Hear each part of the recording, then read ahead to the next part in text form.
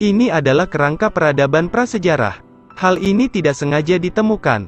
Dia melemparkan handuk yang dicelupkan ke dalam elektrolit.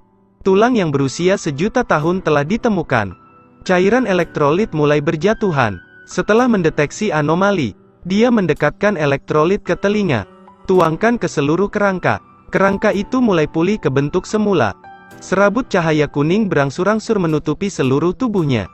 Di bawah efek dari cairan lainnya, lapisan kulit muda secara bertahap mulai tumbuh. Kulit muda mulai terbentuk. Arus listrik tiba-tiba bergerak melintasi kulit. Bola di otak juga mulai bersinar. Namun fenomena ini hanya berlangsung beberapa menit saja, lalu menghilang tanpa jejak. Penyebabnya karena zat ini tidak cukup. Dia memutuskan untuk mencari lebih banyak elektrolit untuk mengaktifkan kerangka. Saat melihat manusia di kota dengan banyaknya komponen yang kompleks, dia segera mencari elektrolit untuk mengaktifkan kerangka. Dia mengambil tas, menggunakan kartu kuno untuk membeli. Tapi pemilik toko menganggapnya terlalu tua. Pemilik toko hanya memiliki satu permintaan. Dia harus mengalahkan robot yang mereka buat. Jika dia mengalahkannya, kau bisa mengambil elektrolitnya. Saat tubuhnya masih belum pulih, di seberang sebuah robot gergaji muncul. Terdapat granat di tangan kanannya. Dia berkeringat dingin. Pertarungan baru saja dimulai. Robot memegang pistol dan membidiknya. Robot ini sangat kuat, tetapi tidak mempunyai kecerdasan. Dia mengambil perisai besi untuk dijadikan tameng. Saat dia berlindung, gunakan kesempatan untuk memukulnya. Mereka bertarung cukup sengit, saling memukul dan menangkis. Akhirnya dia mengambil batang besi yang ditusukkan ke lehernya. Robot itu terkena serangan fatal. Ambil kesempatan untuk mengakhiri pertempuran. Setelah mendapatkan elektrolitnya, mereka bergegas pulang. Segera tuangkan semua elektrolit ke kerangka. Kemudian mereka menunggu transformasi yang terjadi. Tapi hasilnya sangat mengecewakan. Kerangkanya tidak berubah. Karena bingung, dia akhirnya memutuskan untuk pergi dulu. Tapi beberapa detik kemudian, anak itu tiba-tiba terserang penyakit. Dapat dilihat dengan mata telanjang. Tubuhnya mulai tumbuh bintik-bintik aneh. Pria di sebelahnya juga kehilangan nyawanya.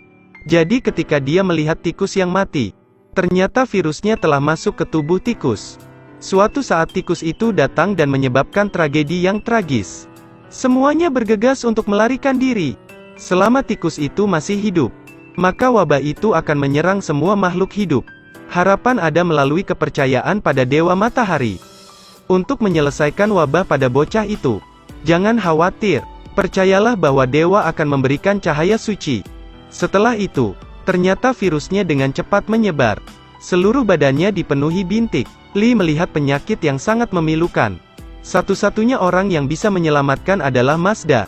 Dalam perjalanan kembali ke tank, Lee memutuskan untuk meninggalkan tim yang selalu dia percayai. Pergi ke kapal perang untuk menyelamatkannya. Baru saja tiba di pantai, Lee menemukan sesuatu di laut. Tanpa diduga, begitu dia berbalik, dia ditinju oleh seorang wanita. Awalnya dia bermaksud untuk menyerang Lee, tapi tiba-tiba muncul monster yang menarik kakinya. Melihat gadis itu disakiti, dia memutuskan untuk membantunya menghadapi segala macam bahaya. Lee akhirnya kembali, tapi itu berubah menjadi batu hidup. Dia akan dibawa ke kapal untuk berobat. Semua orang kesal saat melihat satu sama lain. Setelah mengatakan beberapa kalimat, mereka bergegas untuk bertarung. Berkat efek mata roh, dia dikalahkan tanpa perlawanan. Saat mencoba memelintir kepalanya, dengan cepat menyelamatkannya. Mengambil kesempatan untuk menjatuhkannya. Untuk mengetahui bahwa mata arwah memiliki kekuatan. Dia bukan dari dewa manapun. Dia hanya mencuri kekuatan miliknya. Sekarang dia ingin mendapatkan kembali kekuatannya. Kekuatan yang sudah lama hilang darinya. Kemudian karena ingin menyelamatkan kelompoknya, dia membunuh semua orang di sana. Tulang misterius ini juga berusia lebih dari 1 juta tahun. Hanya dengan elektrolit dia bisa dibangkitkan lagi. Tapi saat dia menuangkan semua elektrolit ke kerangka, belum ada hasil. Karena kecewa jadi dia meninggalkannya.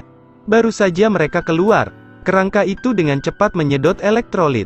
Ketika dia kembali, kerangka di atas meja sudah menghilang. Meja besi di sana juga meleleh. Kerangka itu berhasil untuk dibangkitkan. Kekuatannya tidak bisa dianggap remeh. Besi di atas juga telah berlubang. Di luar pintu dia merasa ada yang aneh. Dia sedikit kebingungan dan berpikir bahwa istrinya telah kembali. Dia mendorong pintu hingga terbuka. Dia tercengang saat melihat sesuatu di luar. Ternyata itu adalah kerangka yang telah hidup kembali. Kerangka itu melayang-layang di udara. Kilatan cahaya menyebar di mana-mana. Pada saat yang sama, dia dibawa kembali ke kapal untuk melakukan perawatan. Dan dia tidak hanya memberikan penawarnya. Dia juga memerintahkan para prajurit untuk menembakkannya. Tapi tembakannya tidak mempan. Dia mulai berubah. Hasilnya bahkan tidak perlu ditanya. Di bawah kekuatannya luar biasa. Prajurit tentara di jalan yang sama harus melarikan diri ke kapal induk. Dengan cepat menyelamatkan putranya, dia memberi pesan untuk membuka pintu. Jika tidak dia akan menghancurkan tangnya itu. Menyerah adalah satu-satunya pilihan saat ini. Bersiap untuk melepaskan penghalang. Perintahkan untuk membuka pintu. Utamakan kenyamanan di dalam kapal. Dia memerintahkan agar memberikan perawatan. Kemudian dia pergi mencari penawarnya. Ternyata dari awal itu dia telah mengorbankan 3 anak. Untuk mendapatkan kemenangan terakhir, dia ingin menyelamatkan putranya, memintanya untuk menjamin keselamatan anak-anaknya. Jika tidak, dia akan menghancurkan semuanya, tidak sesuai dengan tuntutan hukum. Dia seperti pahlawan super, menghirup udara dan melelehkan besi yang sangat tebal. Dia telah mengunci semua tombol dengan penekanan, juga berhenti beroperasi, akhirnya berubah menjadi tumpukan besi yang tidak berguna. Di sisi lain dia pingsan karena cahaya.